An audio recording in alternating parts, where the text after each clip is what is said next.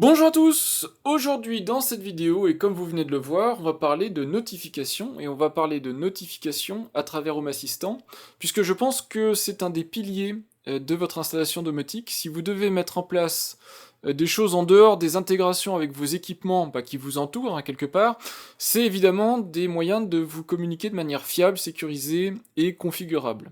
Donc aujourd'hui, je vais vous parler de comment moi je pratique dans Home Assistant les remontées de notifications avec mon script de gestion de notifications qui interagit avec mon smartphone, ma montre connectée.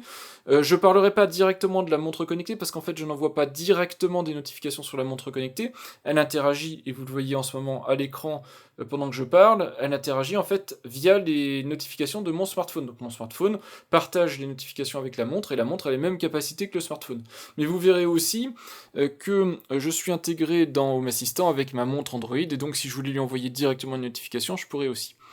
Mon installation Home Assistant est maintenant quasiment complète, à part deux, trois petites bricoles, mais j'ai été obligé de faire des intégrations custom, on va dire, donc j'ai codé des choses pour pouvoir avoir ce qui me manquait au final, mais maintenant j'ai même mieux que ce que j'avais avant dans JDOM, et je pense qu'il est temps de passer dans les grandes étapes, en fait, les grands piliers de mon installation domotique, pour vous partager ce que je fais et comment je le fais. Pas que ce soit la bonne manière de faire, mais que ça vous donne peut-être des idées, des inspirations sur comment vous pouvez vous-même gérer votre installation domotique, vous créer des tableaux de bord assez poussés, sans que ce soit non plus trop compliqué, et surtout rendre votre maison facile à vivre, parce que c'est l'objectif, c'est que votre installation Home Assistant soit autonome. Mais elle ne peut pas tout faire toute seule, et par moment elle a besoin de votre accord, elle a besoin de votre confirmation, elle a besoin de vous informer de choses un peu critiques, et donc c'est là où entre en jeu cette vidéo et la manière de vous remonter efficacement ces informations. Alors dans cette vidéo, il y a des choses qu'on va voir, des choses qu'on va pas voir, je vais vous montrer les notifications, principalement on va voir les notifications Android, et les vraies notifications, donc les notifications push. J'évoquerai le mail, j'évoquerai le SMS, puisque ce sont des canaux de communication que j'utilise aussi, mais qui sont des canaux secondaires, c'est pas ma manière principale de communiquer, c'est on va dire du repli quand les choses marchent mal, ou pour avoir une trace avec un mail par exemple, une trace long terme, et on ne parlera pas de certaines autres choses, en particulier les notifications Apple, parce que j'ai pas de machine, comme vous le voyez, Apple autour de moi, smartphone, machin, montre et compagnie, je n'ai pas, donc de toute façon je ne pourrai pas vous en parler, et on ne parlera pas non plus d'autres choses un peu plus évoluées. Je vais quand même vous présenter des trucs très poussés, dont l'alarme stream, dont la manière de faire des actions, donc comment coder des actions pour interagir avec Home Assistant depuis directement la notification, la navigation d'une notification vers un dashboard par exemple Home Assistant. Donc on verra des trucs poussés, mais on ne verra pas en particulier deux choses.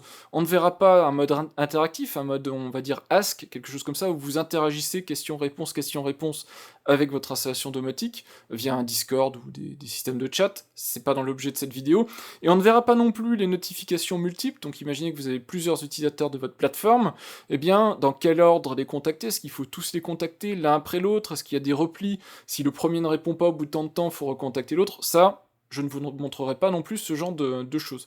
Il faudra que vous creusiez vous-même de votre côté. Mais par contre, vous verrez comment on notifie efficacement de votre plateforme domotique vers votre smartphone, et comment on peut être plus ou moins sûr qu'on récupère l'information et qu'on peut très efficacement donner des consignes à son installation domotique.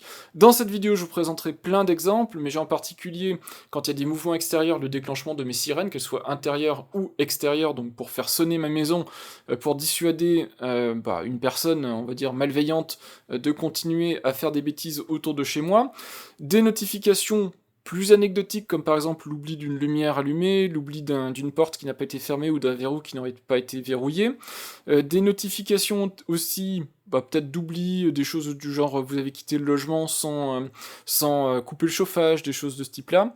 Voilà, plein de petites notifications qui peuvent être particulièrement utiles et qui nécessitent chacune des petites subtilités, donc j'espère que cette vidéo vous aidera à comprendre toutes ces petites subtilités justement. On se retrouve donc sur le tableau de bord principal de mon installation Home Assistant. Vous commencez à le connaître plus ou moins si vous suivez mon contenu, ça fait 3-4 mois que je vous ai montré ma migration finale de JDOM vers Home Assistant, je n'utilise maintenant plus que Home Assistant, et donc je continue doucement à peaufiner tout ça, créer des intégrations là où j'avais des manques, améliorer certains comportements par les automatismes et tout ça que j'ai mis en place, et évidemment, un des piliers, on va dire, de tout ça, c'est la communication, c'est-à-dire la notification, la remontée d'informations et la demande d'action, donc quand il y a besoin d'interagir avec son installation domotique, d'où cette vidéo pour vous expliquer un petit peu comment je m'y prends. Alors pour notifier, je vais vous montrer déjà comment on s'y prend rapidement. Vous allez dans les automatisations, ici par exemple, hein, c'est une action, donc vous pouvez aussi aller dans les scripts, et quand vous cherchez dans la rubrique de recherche, vous cherchez notification, vous verrez qu'on a plein de possibilités de notification. J'en ai ajouté pas mal dans mon installation, j'ai de l'HTML5 push, j'ai des notifications avec les notifications persistantes, les notifications SMS, les notifications mail, les notifications sur ma montre, les notifications sur mon téléphone portable, bref, plein de possibilités. Donc comment ça se configure tout ça, on va pas aller dans le détail, hein, je vous rassure, mais vous avez différentes intégrations, en particulier vous avez l'application mobile. L'application mobile, c'est elle qui connaît vos différents appareils, qui ont l'application Home Assistant Compagnon, donc montre, smartphone et compagnie, c'est là-dedans que vous allez les trouver. J'ai également dans mon installation la capacité de m'envoyer du mail. Alors pour le mail, c'est du Proton, mais c'est une intégration standardisée. Alors on le voit pas ici parce que c'est une intégration SMTP, donc une intégration historique de Home Assistant qui a malheureusement toujours pas été portée en version donc avec l'interface graphique, configuration via l'interface graphique, c'est dommage, c'est comme ça. Et j'ai aussi la possibilité d'être notifié par SMS, donc là c'est l'intégration Free Mobile. Je vous en ai fait une vidéo dédiée, je vous la remets en haut à droite au moment où vous verrez cette petite séquence. Pareil, c'est une intégration historique, donc elle n'a pas de configuration via l'interface graphique. Et ici j'utilise Free Mobile, ça permet via le web de se notifier sur son propre numéro de téléphone. On ne peut pas notifier n'importe quel numéro, mais on peut se notifier soi-même. J'ai aussi l'intégration HTML5, voilà, HTML5 Push Notifications, donc ça si vous voulez notifier un navigateur par exemple, bref, vous avez vraiment beaucoup de manières de vous notifier, et si vous cherchez dans les intégrations, vous en trouverez beaucoup d'autres.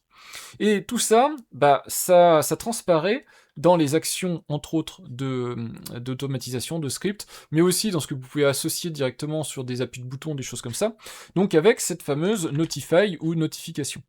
Et le problème, c'est que si ici je choisis par exemple notification sur mon téléphone, donc on va faire directement ça, ici j'ai hard-codé, c'est-à-dire j'ai mis en dur le fait que cette automatisation-là, quand elle arrivera dans une certaine condition, à un certain moment, elle devra notifier sur mon téléphone à moi, donc mon Samsung Galaxy S23 Plus, elle doit me notifier d'un message avec un titre, une cible, des datas supplémentaires, et tout ça je vais être obligé de le faire à chaque endroit en fait où j'aurai besoin de me notifier.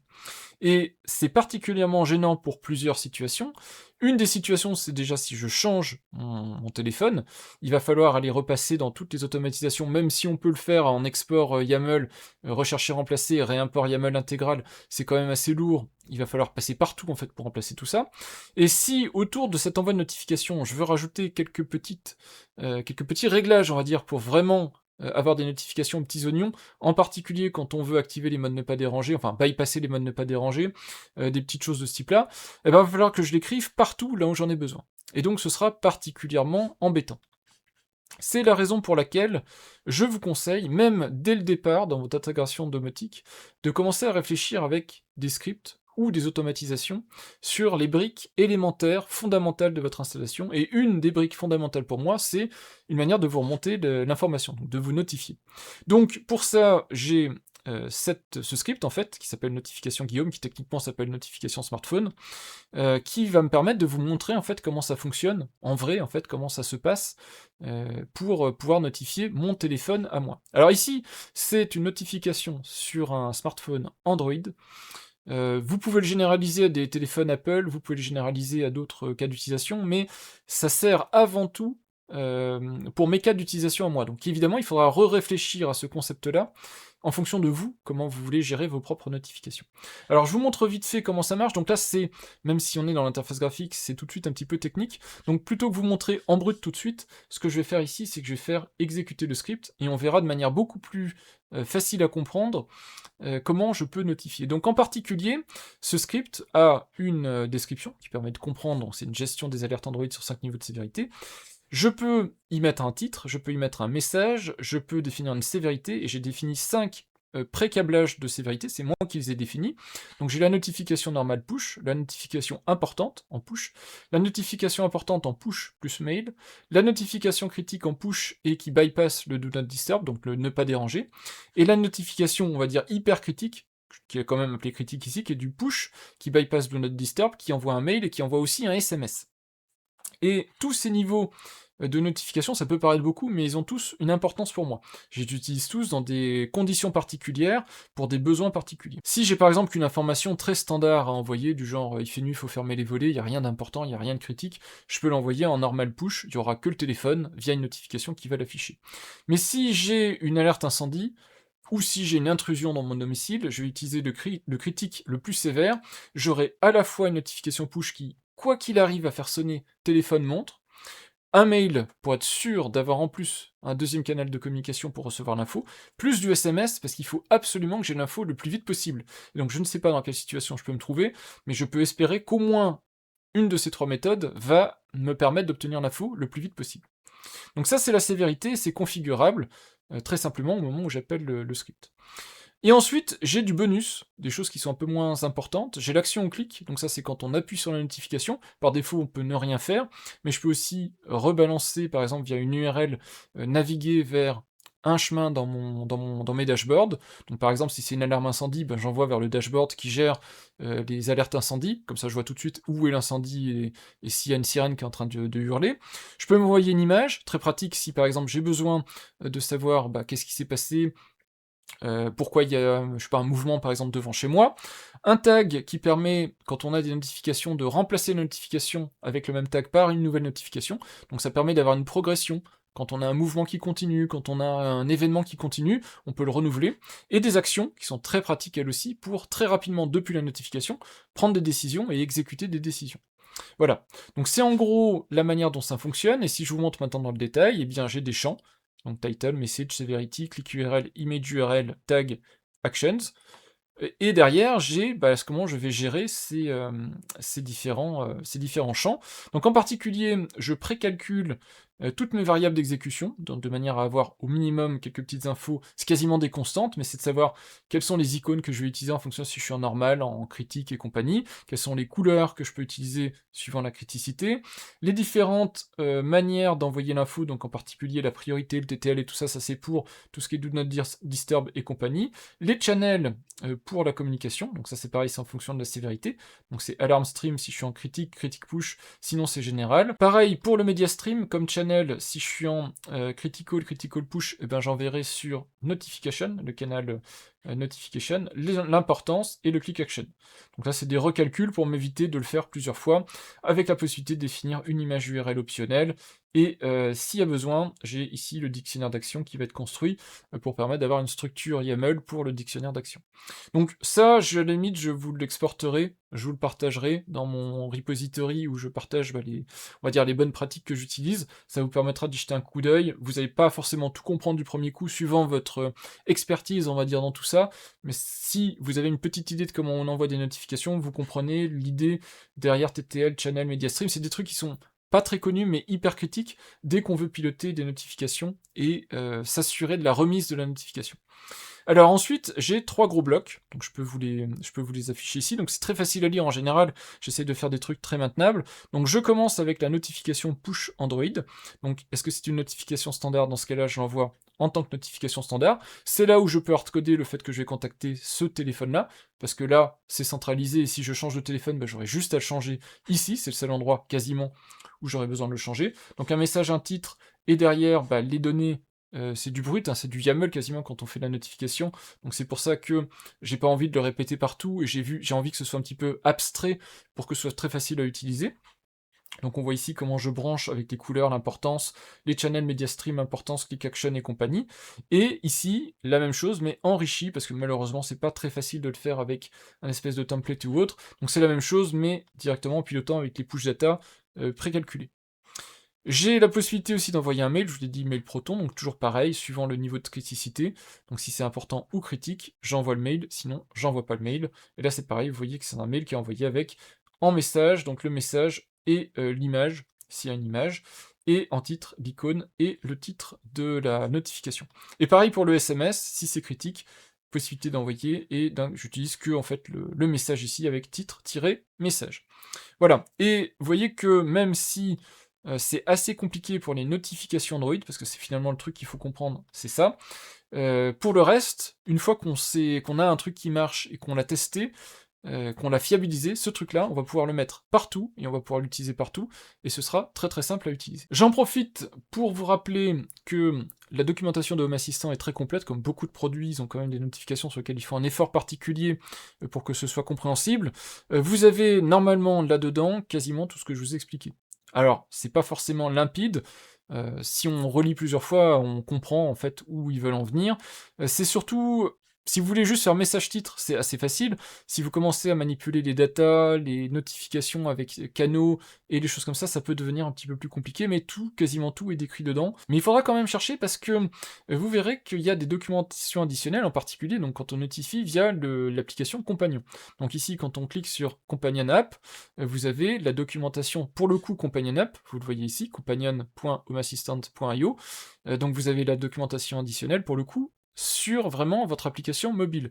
Et elle a des capacités supplémentaires, en particulier, dedans vous aurez ce que je vous ai montré en fait rapidement, ouvrir une URL, donc moi ce que je fais c'est des navigations relatives, donc locales à mon installation, mais vous pouvez aussi naviguer vers un site internet externe. Je vous ai parlé aussi, alors grouping je l'ai pas fait, donc ça je vous en ai pas parlé, mais replacing je vous en ai parlé avec les tags, donc vous pouvez définir des tags, et vous pouvez éventuellement remplacer une notification existante par une autre, si vous avez une évolution dans l'événement. Vous avez la possibilité aussi de nettoyer une notification, si l'événement a plus raison d'être affiché, vous pouvez automatiquement retirer la notification. Et faites attention à chaque fois, je vous le montre pas à chaque fois, mais vous avez les subtilités, donc vous avez les petites icônes Android et les petites icônes macOS, iOS, parce qu'il y a des subtilités en fonction de l'OS en fait sur lequel est votre application compagnon.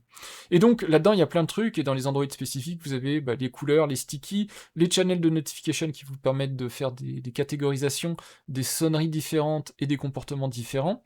Vous avez aussi la possibilité de gérer l'importance, les patterns de vibration pour les téléphones qui supportent les patterns de vibration et les patterns de couleurs de LED clignotantes, les notifications persistantes, les timeouts, donc pour faire disparaître automatiquement une notification au bout d'un certain temps, pour pas qu'elle reste éternellement sur votre smartphone, l'icône que vous faites afficher, la visibilité ou pas, si la notification doit être visible sur votre lock screen et compagnie, les text-to-speech depuis votre téléphone. Vous avez aussi quelque chose de très nouveau, c'est le Live Update, qui a été ajouté très récemment dans Home Assistant. Vous avez la compatibilité Android Auto.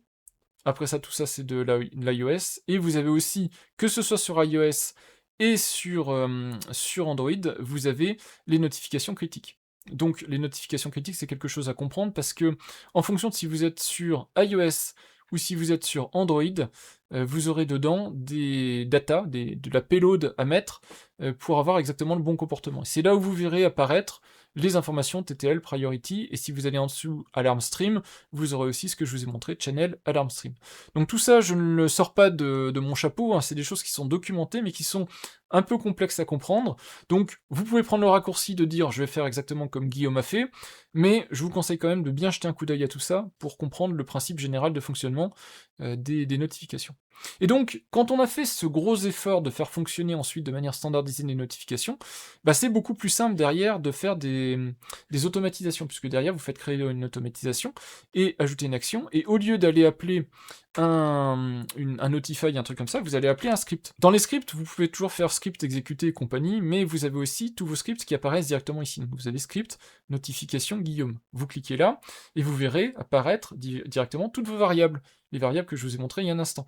Donc vous pouvez mettre un titre, vous pouvez mettre un message, vous voyez qu'on peut le désactiver si on n'a pas besoin, choisir la criticité ou l'enlever, dans ce cas-là on a celle qui est par défaut, l'action clic, l'image, le tag, les compagnies et les variables de réponse sont systématiques en fait. Ça je ne gère pas, c'est quand vous avez du ASC et de l'interactivité, mais vous avez aussi la possibilité de récupérer des variables de réponse si c'est ce que vous voulez faire. Alors maintenant je vais vous montrer comment j'utilise ça. Quelques exemples, je vous montre pas tout, mais imaginons par exemple qu'il y a un mouvement devant ma porte d'entrée, en fait dans l'allée devant ma porte d'entrée. Vous voyez ici, notification smartphone, mouvement allée, c'est le nom de la tâche, on voit que c'est une notification, mouvement allée, mouvement détecté dans l'allée. C'est une critique, push DND, donc ça va bypasser le Do Not Disturb, mais c'est tout. Ça m'envoie pas de mail, de SMS et tout ça. C'est une information très importante, mais qui nécessite pas d'avoir au-delà de juste une notification push. J'ai une action au clic, et ça me permet de retourner directement dans mon dashboard maison pour regarder ce qui s'y passe. Pas d'image, pas d'URL, pas de tag, pas de variable, enfin pas de truc particulier. Maintenant, imaginons que j'ai un mouvement devant ma porte de garage. Donc là, il y a quelqu'un qui est en train de se balader devant ma porte de garage, c'est bizarre, mais c'est pas non plus quelque chose qui va être traité plus sévèrement que ça. Donc c'est à nouveau une notification, j'ai un titre, Donc là, c'est juste le titre, il est variabilisé, donc c'est un tout petit peu plus complexe, mais c'est juste pour dire, est-ce que c'est un piéton, c'est vraiment un piéton qui est détecté, donc un humain en gros qui est détecté, ou c'est juste un mouvement standard. Pareil pour le message. Elle est critical push si c'est un humain, mais sinon elle est juste important push si c'est pas un humain. Ça peut être un chat qui passe devant la porte de garage. Bon, bah, je vais pas non plus ameuter tout le monde pour un animal qui passerait devant la porte de garage. Pareil, je renvoie vers le dashboard maison si je veux savoir ce qui se passe. J'ai une action clic, action qui me permet de retourner dans mon dashboard pour vérifier ce qui s'y passe. Une image. Alors là, l'image, ça me permet de savoir bah, qu'est-ce qui se passe en fait, qu'est-ce qu'il y a devant mon garage. Donc ça me permet de savoir en gros si c'est grave ou pas. Un tag qui permet de renouveler la notification si nécessaire. Donc vous voyez déjà un script qui est un petit peu plus complexe. Mais j'ai aussi des actions. Et des actions, c'est déclencher la sirène ou arrêter la sirène en fonction de la situation et en fonction de la notification qui apparaît. Donc c'est principalement déclencher la sirène hein, qui va être nécessaire, mais bon, j'ai rajouté arrêter la sirène si nécessaire. Alors, je vais vous parler vite fait des actions dans un instant, juste pour vous expliquer comment on gère ça, mais je finis avec les différents scripts. La gestion des volets. La gestion des volets, c'est pareil, je vous l'ai montré dans une vidéo dédiée, à nouveau je vous le mets en haut à droite de la vidéo si vous voulez regarder ce contenu-là en particulier. Donc, ce coup-ci, qu'est-ce qui se passe? Alors, je notifie principalement quand ma maison n'a pas le droit de prendre l'action automatique. En particulier pour l'ouverture, la fermeture, il y a des conditions où on n'a pas le droit d'exécuter automatiquement des actions. S'il n'y a personne dans le logement, elle a le droit de fermer automatiquement les volets, ça fait en plus un espèce de simulateur de présence, et ça permet à la tombée de la nuit de fermer les volets et à l'aube de les rouvrir. Par contre, s'il y a du monde dans le logement, mon installation ne fait que notifier. Donc ici on le voit, notification, pensez à ouvrir les volets, il fait jour. Notification donc normale, il n'y a rien de critique, on va pas réveiller les gens parce qu'il fait jour et que les volets sont pas ouverts, mais si jamais on avait oublié d'ouvrir les volets, il suffirait d'avoir la notification et de regarder, c'est le moment d'ouvrir les volets. On peut aller sur le dashboard maison, parce que c'est là où il y a les boutons pour cliquer pour ouvrir les volets, et une action qui est ouvrir les volets. Et si on regarde notification fermeture recommandée, et c'est pareil, quand on est dans la maison, pas question d'aller fermer les volets automatiquement, en tout cas moi c'est mon choix. Dans ce cas-là, on a une notification, donc pensez à fermer les volets, pareil, notification normale, maison, et ce coup-ci, l'action, c'est fermer les volets. Et en plus, je me suis rajouté un petit script d'annonce vocale. Alors ça, je verrai dans un futur si je l'intègre avec une petite case à cocher ici vocale en disant fais une annonce vocale multi-enceinte. Et c'est pareil, j'ai un script qui est super intéressant pour choisir sur quelle enceinte, en fonction des détections de présence par pièce et tout ça, sur quelle enceinte, ou si sur toutes les enceintes on va jouer l'annonce en disant c'est le moment de fermer les volets.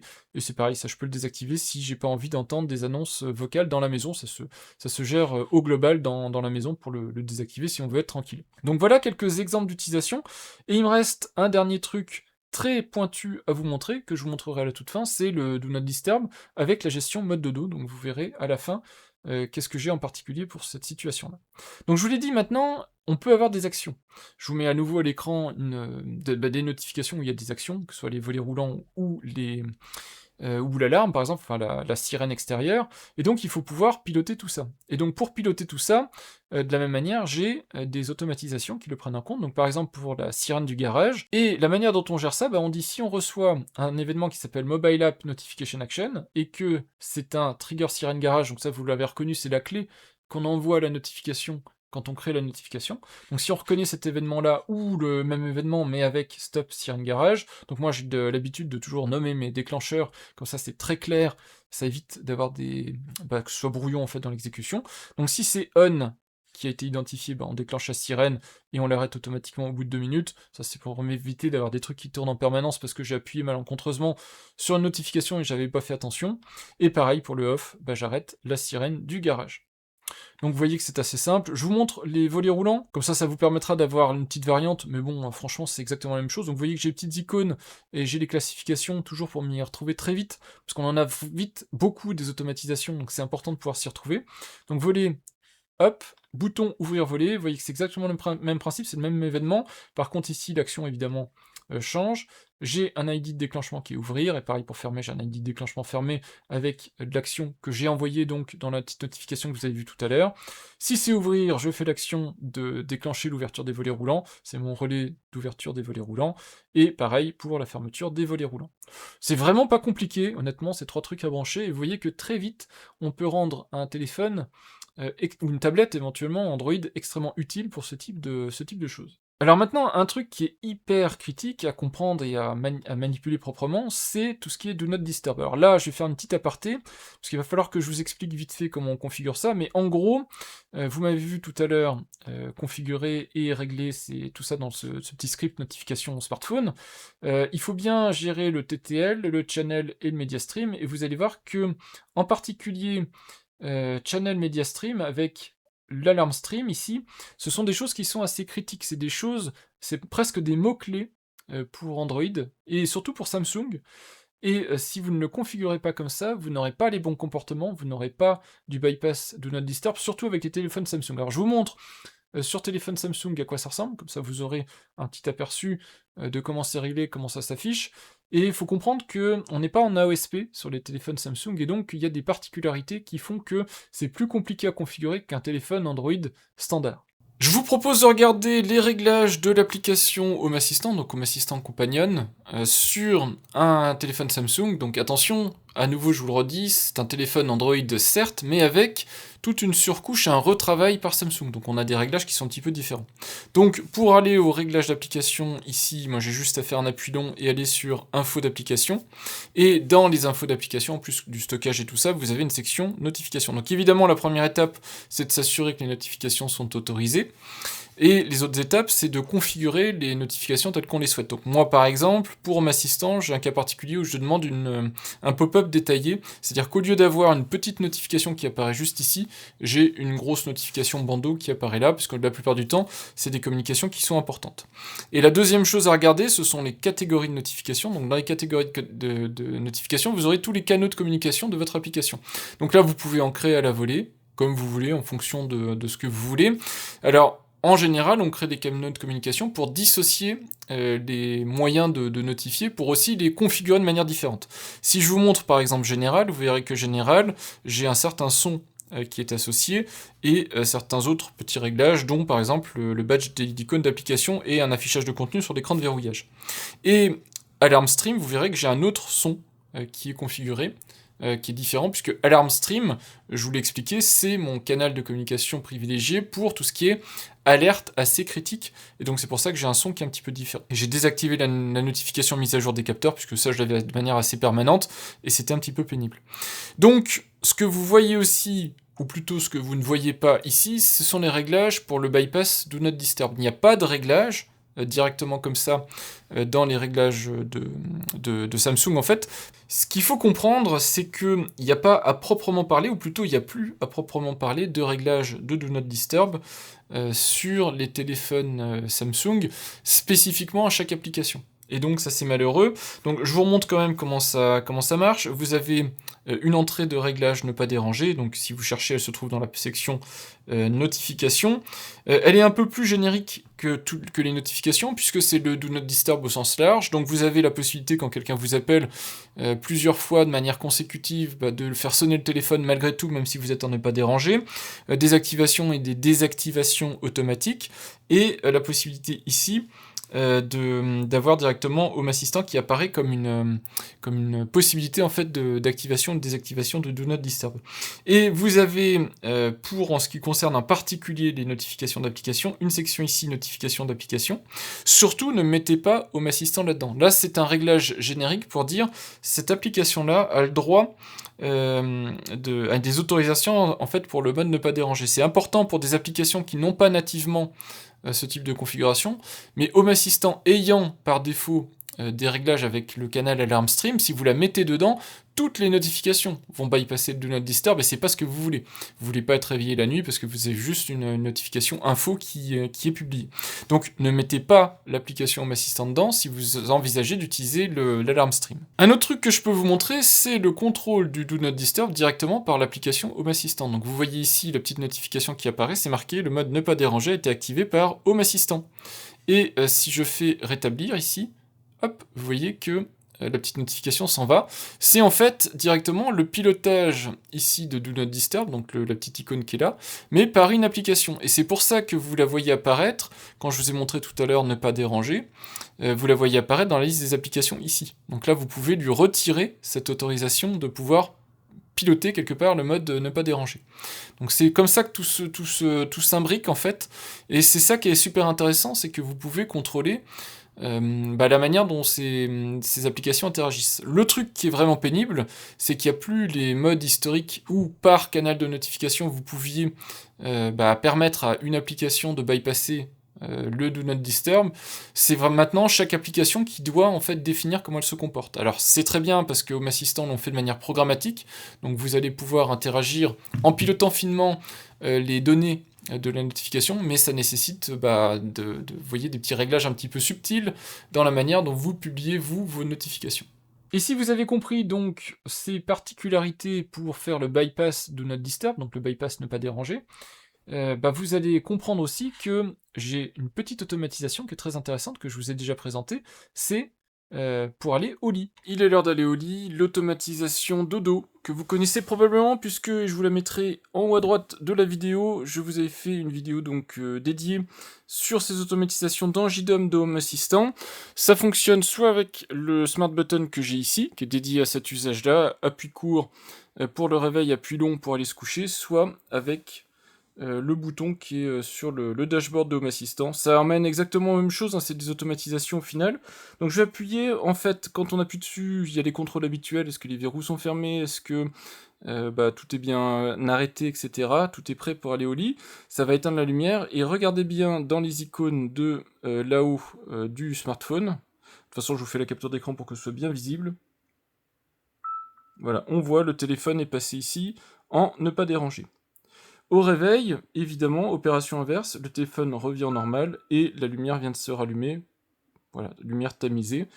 Voilà, donc c'est le mode dodo, et en plus, donc, je lui ai rajouté, c'est cette possibilité ici d'avoir le ne pas déranger automatique. Vous pouvez le généraliser à d'autres usages, je pense en particulier, je sais pas, par exemple, regarder une série Netflix ou autre, vous passez automatiquement en mode regarder télé, donc ne pas déranger. Ça peut être des automatisations, si vous en voyez l'usage, qui peuvent être très intéressantes.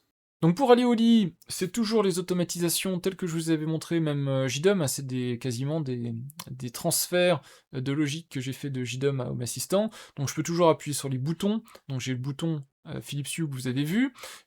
Alors si je vais vite fait sur le dashboard, vous voyez ici que j'ai le bouton rapide pour basculer en mode nuit avec une confirmation pour passer en mode nuit. Et j'ai aussi le contrôle vocal, donc si je dis un Google Home, et si les Google Home sont actifs, si je lui dis bonne nuit, il va automatiquement basculer la maison en mode nuit. Donc voilà, j'ai plusieurs manières d'interagir, d'aller en mode nuit. Et donc si ici on retourne donc dans la gestion pour aller en mode nuit, donc le bouton dodo c'est l'appui du bouton Philips Hue, mais la gestion du mode dodo c'est l'endormissement de la maison. Donc j'ai une bascule dodo, quelle que soit la source, l'origine en fait de la bascule, ça bascule un interrupteur virtuel pour dire on passe en mode nuit, et donc derrière j'ai la branche je vais en mode nuit et la branche je sors du mode nuit. Et c'est là où ça peut vous intéresser, pour mettre en sommeil la maison, une des choses que je fais c'est passer le mobile en mode ne pas déranger, donc mon mobile à moi en mode ne pas déranger. Et de la même manière, à l'inverse, pour passer en mode jour, donc au réveil, je bascule le téléphone, j'arrête en fait le mode ne pas déranger. Vous l'avez ici, mobile, contrôle du mode ne pas déranger. Donc ça c'est un script, donc je vous montre aussi comment j'ai fait ça. Ça peut, je pense, être très intéressant dans certaines situations. Alors ici, je vous ai présenté dodo, mais je vous ai dit, hein, ça peut être, voilà, vous regardez un film, vous n'avez pas envie d'être dérangé, quand vous lancez la scène, je regarde un film, vous pouvez automatiquement vous mettre en Do Not Disturb tous les téléphones, par exemple, qui se trouvent dans la maison, ou dans une pièce, ou des choses comme ça. Donc mobile, contrôle du mode ne pas déranger, il est ici. Il y a un sélecteur de statut, d'ailleurs je peux vous montrer ici en faisant exécuter le script, mettre en sourdine, ou rétablir le son. En fait, c'est activer le mode de Do Not Disturb et le désactiver. Et donc c'est une notification technique qui est très particulière, c'est une notification qu'on envoie sur smartphone, et le message, il faut que ce soit command, underscore, ce que certaines personnes aussi appellent le tiret du 8, et DND, donc Do Not Disturb. Et vous envoyez juste cette commande avec comme data, le tag DND command et commande DND status. Et DND status, on le voit pas directement, mais c'est en fonction ici des variables que je choisis, donc c'est ici en fait le mapping, on va dire. Le label c'est mettre en sourdine activé, mais sa valeur c'est priority only, ce qui est documenté en fait dans l'application compagnon, et inversement, quand c'est rétablir le son, c'est off. Voilà, donc ça vous permettra d'avoir les valeurs à saisir.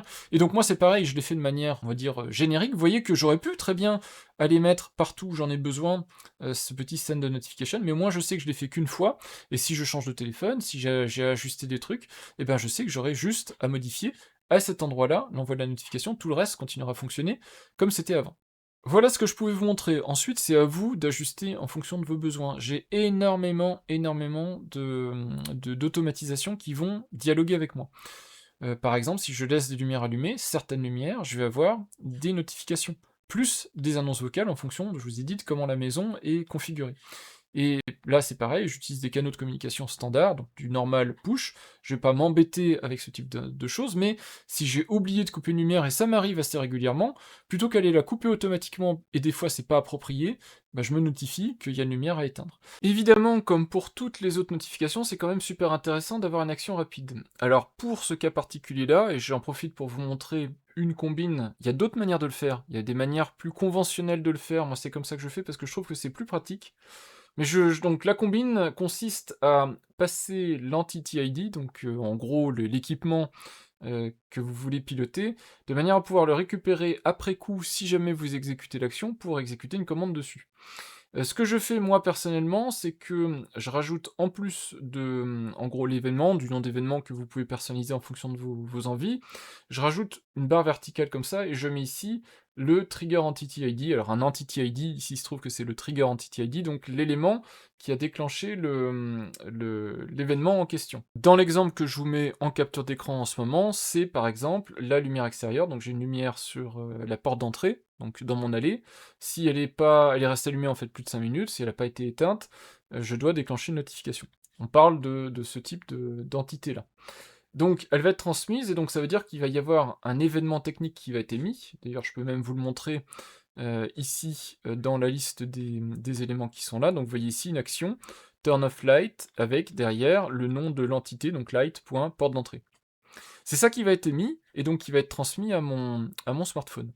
Le smartphone va recevoir la notification, donc à nouveau je vous la remontre à l'écran, et dessus vous avez l'action éteindre. L'action éteindre, je pense que vous commencez à comprendre, c'est ici une automatisation en fait, de la même manière que toutes les autres, sauf que moi ce que je fais, c'est que maintenant j'écoute tous les événements, donc tous les mobile app notification action, et je rajoute une structure conditionnelle, donc c'est un template en fait, donc une condition template, une condition modèle, pour dire est-ce que ça commence par turn off light avec la barre verticale. Si c'est le cas, dans ce cas-là je pourrais éteindre la lampe, et dans la valeur, en fait je fais un split, c'est-à-dire je découpe, et je prends la deuxième partie, ce qui vient après la barre verticale. En général, il n'y a jamais de barre verticale autrement qu'à l'endroit où je l'ai mis, et donc c'est assez sûr, l'entity ID va être là, quand bien même ça marcherait pas bien, ou qu'on essaye de me balancer un entity ID qui a pas de sens, c'est pas très grave, c'est une extinction de lumière, au pire, l'exécution crashera. On peut aussi le faire avec une attente, en disant par exemple, je te laisse pendant 5 minutes dans le script, ou dans l'automatisation d'origine, je te laisse la possibilité de revenir vers moi avec une attente, pas vraiment active, mais une attente conditionnée avec contexte, pour pouvoir réagir, mais je trouve ça beaucoup plus élégant, beaucoup plus propre, et je pense que vous pouvez le généraliser à plein de choses. Ça peut être par exemple refermer un verrou, avec vous envoyer l'entity ID du verrou. Voilà, vous pouvez le généraliser, et c'est une manière que vous pouvez implémenter pour gérer ce type d'action avec ici une variable. Alors ça aurait été plus propre si on pouvait passer des datas et tout ça, mais j'ai essayé, ça marchait pas. La doc a pas l'air non plus d'aller dans ce sens-là, donc je trouve que c'est la manière en fait la plus simple et la plus efficace pour résoudre ce genre de problématique. Alors les lumières allumées, c'est plus pour les économies d'énergie, on a des choses plus importantes par exemple comme la porte qui est restée ouverte. Une porte qui reste ouverte, pareil, j'ai le même type de notification, mais ce coup-ci on est en critique. Une porte qui reste ouverte, ou éventuellement un verrou, j'ai des verrous connectés sur ma maison, un verrou qui reste ouvert, c'est critique. Donc c'est du push DND. Là par contre on plaisante pas, il faut être informé de manière fiable qu'on a oublié de fermer un verrou ou qu'on a oublié de claquer une porte. C'est quand même assez important. Et vous voyez que du coup, le fait d'avoir ce script présent, bah, ça aide énormément à la lisibilité, parce que je sais derrière que de toute façon, tout ce qui est implémenté par ce script est fonctionnel, et donc j'ai juste à faire 2-3 réglages, et derrière je sais que ça va fonctionner impeccablement bien, il n'y a pas de souci particulier. Je suis sûr que ça sera fiable, remis au smartphone cible, par les différents canaux de communication que j'ai demandé, exactement comme j'ai demandé. Puis même, si un jour ça ne marchait plus, qu'il y avait un souci quelconque, parce que je sais pas, un truc qui a quelque chose cassé en fait dans Home Assistant par exemple, je ne sais pas trop, et ben j'aurais juste à le corriger une fois à l'endroit où j'ai mon script, je fais quelques tests avec toutes les variantes que je peux utiliser, et je sais derrière que tous mes automatismes se remettront à fonctionner correctement. Voilà ce que je pouvais vous montrer en ce qui concerne donc mes scripts, mes automatisations. Vous voyez que dans la mesure du possible, j'essaie de faire des choses extrêmement modulaires, extrêmement réutilisables et extrêmement rangées, catégorisées, classifiées avec des tags, des groupes, des nommages, des choses comme ça pour pouvoir m'y retrouver. En tout cas, j'espère que cette vidéo sur la partie notification vous aura été utile.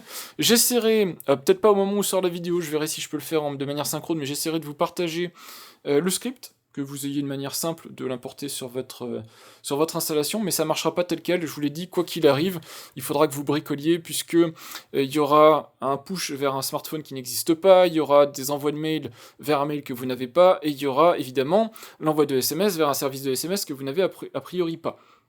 Donc il faudra réadapter ça, mais au moins comme ça vous pourrez vous inspirer assez rapidement de ce que j'ai fait. Pour les gens qui sont restés jusqu'à la fin de cette vidéo, une petite dernière aparté pour vous parler d'un sujet qui revient de manière régulière et un peu pénible entre Home Assistant et par exemple JDOM. On reproche souvent au Home Assistant, on dit oui mais Home Assistant c'est compliqué, les automatisations nécessitent de faire du YAML et tout ça. Je sais pas si vous m'avez vu faire du YAML aujourd'hui, mais normalement vous m'avez pas vu faire du YAML. Alors, il y a quelques templates du Jinja en fait, donc effectivement il y a quelques petites subtilités techniques, mais normalement vous n'avez pas vu de code dans ce que je vous ai montré.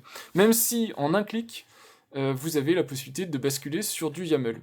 Et ce que certaines personnes voient comme un point négatif, c'est un très très gros point fort. Au contraire, c'est que l'intégralité de vos automatisations script et tout ça sont externalisables dans du YAML. Vous pouvez les retravailler si vous avez un IDE, un éditeur de code, vous pouvez les retravailler. Vous pouvez les faire ingérer par une IA, les faire retravailler par une IA si vous voulez. Et très rapidement, une fois que vous avez créé ce qu'il faut en YAML et que c'est évidemment compatible avec l'éditeur visuel, vous pouvez rebasculer dans une vue graphique qui vous présente ça de manière beaucoup plus, je pense, lisible pour la majorité des utilisateurs. Donc, tout ça pour dire que ce que certains trouvent comme un reproche ou un point faible de Home Assistant, c'est au contraire, je pense, un très très gros point fort. Vous pouvez très facilement, même sur des dashboards, ce que vous voyez ici à l'écran, aller dans la vue YAML de ce dashboard. C'est vraiment à chaque fois en quelques clics, et vous avez l'intégralité qui se trouve sous la forme technique en fait. C'est extrêmement, extrêmement pratique. Voilà, donc c'était pour conclure là-dessus, pour vous dire qu'on peut faire des choses très poussées. Aujourd'hui, vous avez encore vu dans une vidéo, sans avoir besoin de manipuler du code, et on est très à l'aise dans Home Assistant, il n'y a pas de souci là-dessus. Et quand bien même j'avais une gestion très poussée des notifications, j'étais sur du JDOM avec du custom avec JDOM Connect, là je suis sur du natif Home Assistant. Dans cette vidéo, vous avez vu quasiment que des choses natives, c'est du Home Assistant classique, j'ai pas rajouté d'intégration particulière ou d'extension ou d'add-on ou d'app particulière, et c'est l'application officielle Home Assistant sur ma montre et sur mon téléphone. Voilà, donc on peut faire tout ce qu'on veut avec Home Assistant, ou quasiment, et on n'est pas vraiment contraint d'une manière ou d'une autre. Si vous êtes très technique et que vous voulez faire du YAML, vous pouvez. Si vous voulez faire via l'interface graphique, vous pouvez également.